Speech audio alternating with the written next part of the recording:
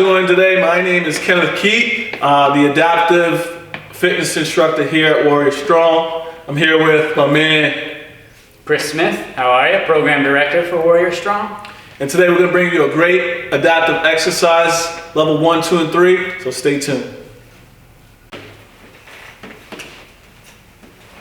Right now we're working through our warm-up, 30-second rounds. Right now we're doing a floor touch or wheel touch, working those obliques and the abdominal muscles, getting them nice and awake. I'm just gonna do this consistently for 30 seconds. And then we're gonna switch right into our next exercise. Got 5, 4, 3, 2, and 1. Coming back up. Sure. Okay. I'm gonna overhead reach. Make sure you get that full range of motion as far as you can without throwing yourself off balance. And you're reaching to the opposite side, overhead. And again for 30 seconds.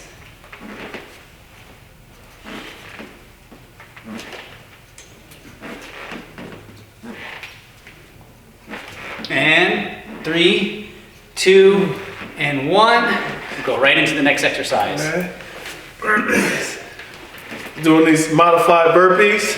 There are many other ways you can do them, depending on how much strength you have.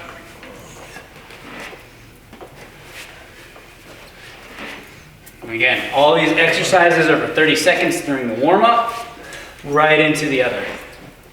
We got 5, 4, 3, 2, and 1. Get that last one in. Last one in. Yep, last one in. Right on. Get it in. All right. Single arm jabs. You're gonna alternate back and forth. Just punch straight out from the shoulder. Make sure you breathe in between. Don't hold the breath. It'll make you lightheaded. Full punches.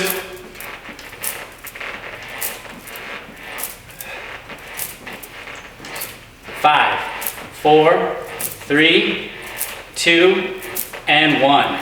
Good. Uppercuts. We're gonna do crossbody uppercuts. Single arm. Make sure you're using that core, activating those obliques. You should be feeling it by now.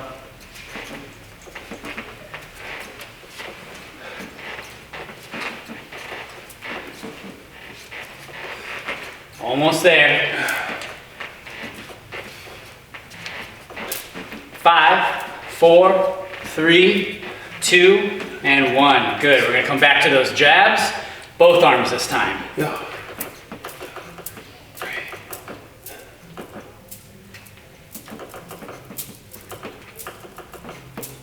Should be feeling it in that upper back, in that core.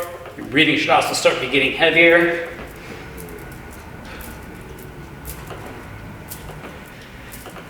5, 4, 3, 2, and 1. Right into double uppercuts.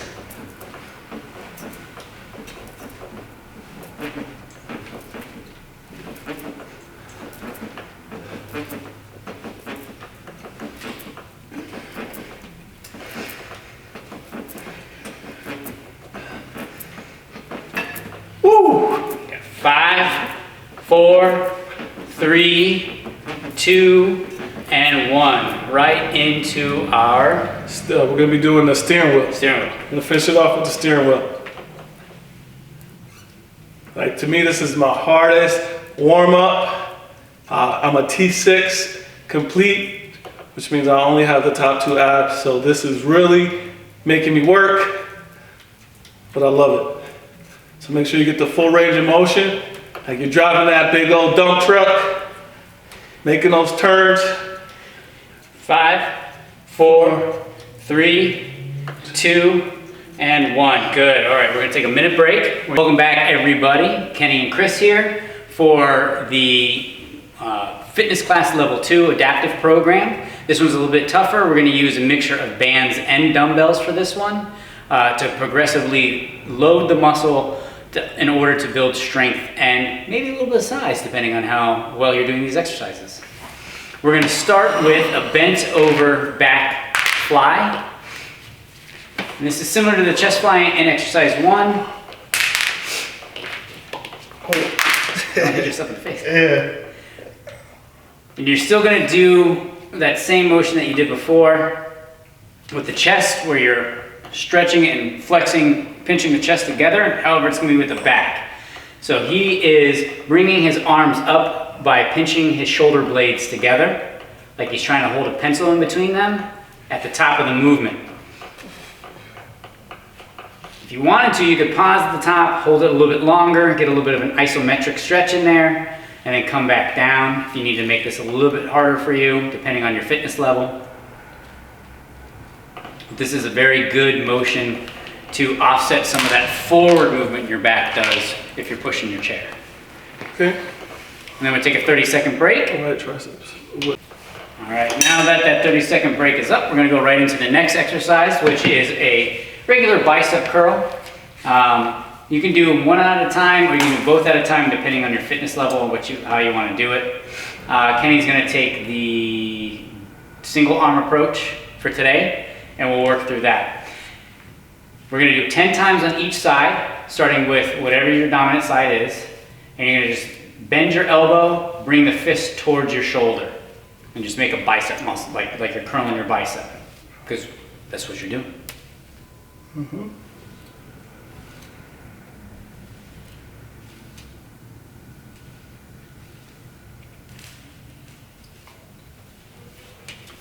Ready? Switch. Mm-hmm. And then 10 on the left side. Good. And you notice how his elbow isn't coming forward, his shoulder isn't moving forward. If you're having any of that happen while you're doing this exercise, the band you're using might be too heavy. You might want to step back a little bit. You want to maintain that correct form, elbow sucked into the side, back straight, shoulders back. Cool.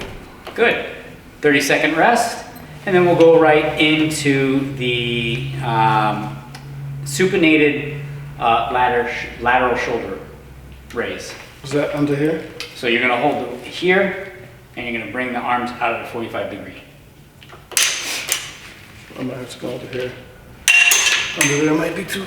It might be too hard. Let me see. Supinated right here. Yep. Keep the arms at a 45 degree angle. There you go, and up, just like that. So what I'm finding out too is you need to be mindful of your band placement. Depending on where you're putting the band on the chair or wherever you're placing it, it's going to change the resistance that you have. So if you're doing chest, curls, or shoulders, make sure you're being mindful. If you can't do it at that placement, make sure you change it up. And the reason why we've supinated the wrist in this movement, normally a lateral raise, your wrist is pointed down or towards the body. Here we've turned it so that it's up. So that way when we do the raising motion, the majority of the movement is coming from the shoulder muscles themselves and not the rotator cuff. Which, if you have any issues with your shoulder when you're doing this front raise or even a side raise, and it's starting to hurt at the beginning of the movement, more than likely it's your rotator cuff muscle. By supinating it, bringing the arms out to a 45 degree angle, you're working front head and middle head at the same time. And what you're doing now is all of that movement in the raising up is coming from the shoulder muscles and not from the rotator cuff at the beginning of the movement. Into triceps. All right, so the next one we have is overhead tricep extension. Now, this one you might need a partner for. If you have handles, you can hook it underneath the handles, but what I'm going to do is I'm going to hand Kenny on his right side. I'm going to hand him the band, and then I'm going to stand behind him, and I'm just going to step on the band. And whenever you're ready. You sure? We're going to go to the angle. Let's go to the side. Yeah, you can go to the side. Yep, so that. Get yourself in your ready position. And begin. Now, he has his elbow pointed out. He's lifting his arm straight up, and the movement is coming from the bend in the elbow and nowhere else. This is working his tricep muscles.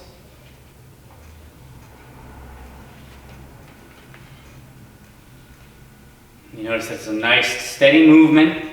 He's not letting the band control him. He's controlling the band. Good. And we'll switch arms.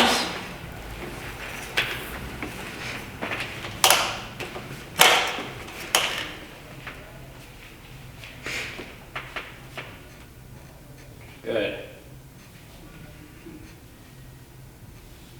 Good job. You got it. Keep going.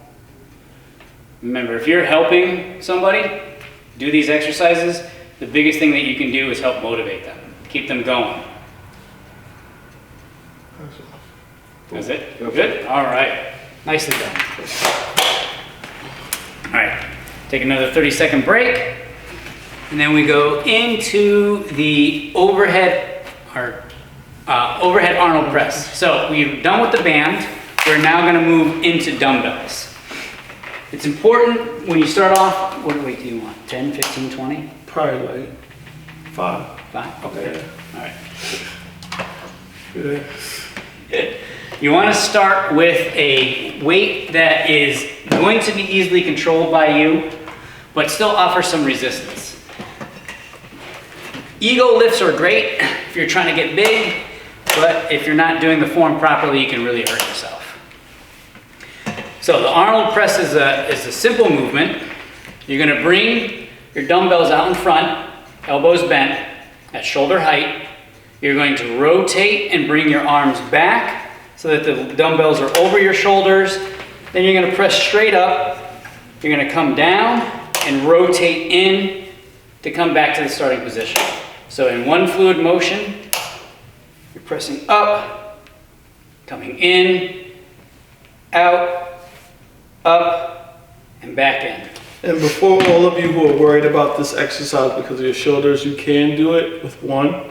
If you have shoulder problems and it's the same motion, it's this way, come in the same way, and make sure you go back out, same press. Whether it be because of shoulders or because of strength, you can do it either way.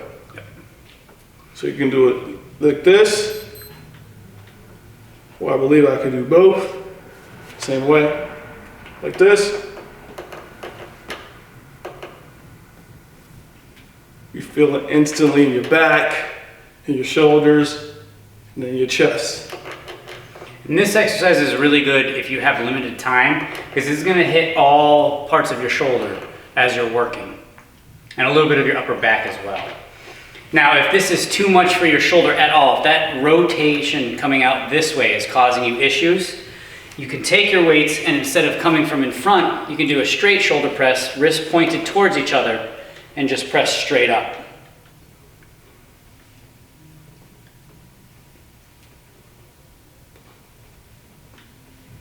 Good. All right. Another 30-second break. And then after that is the seated twist. Seated, yeah. Yeah, seated Russian twists. And that's a simple movement. It's side to side. Like we do with the medicine ball. Just going to rotate from the torso or wherever you have access, and you're just going to go back and forth, left to right.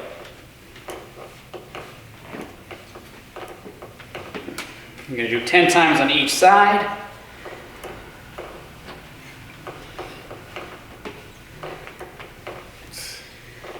You're not counting, are you? No, we're done. I was like, you jumped in, so I figured you wanted to work out. This is why you can't have the Marines count. They'll just keep going. Hammer with dumbbells. All right, hammers. Okay. Hammer curls. These are a really good workout for your forearms. If you're pushing a chair all day, I know your forearms are probably burnt out. This is going to help strengthen that. It's actually going to help with grip strength as well. These are a very simple exercise. You're going to sit with your arms down at your sides. You can either hold the weight in the middle. When I do these, I like to grip up by the top of the bell. You're going to bend your elbows and bring the bell straight up to your shoulder. And then slow down. 1, 2, 3, 4, 5, 6, 7, 8, 9, and 10. Good. I can show you this. And then again, another 30-second rest. And then we'll go into the second to last exercise, I believe. Nope, last exercise. This is a tricep kickback, sometimes known as a tricep mule kick. And you're gonna lean forward in your chair.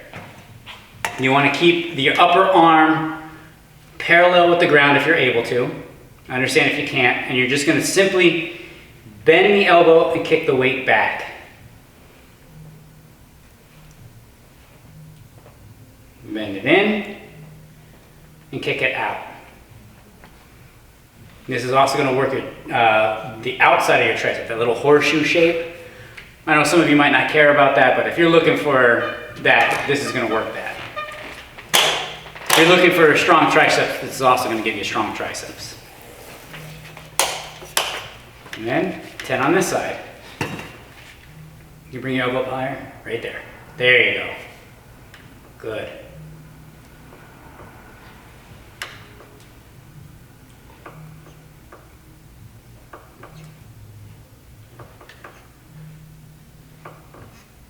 A bit more bend forward. There you go. Good. And that is workout 2. Again, same as workout 1. You're going to do 3 rounds of that. If after a couple of weeks the 3rd round is getting to be too much or isn't enough, add another round. Conversely, you can also add extra reps. So instead of doing each exercise for 10 reps, you can do an increase every week with 1 extra rep to get you up to a point where then you need that 4th round. Either way you do it, you're gonna get a good workout, you're gonna get sweaty, and you're gonna be tired afterwards.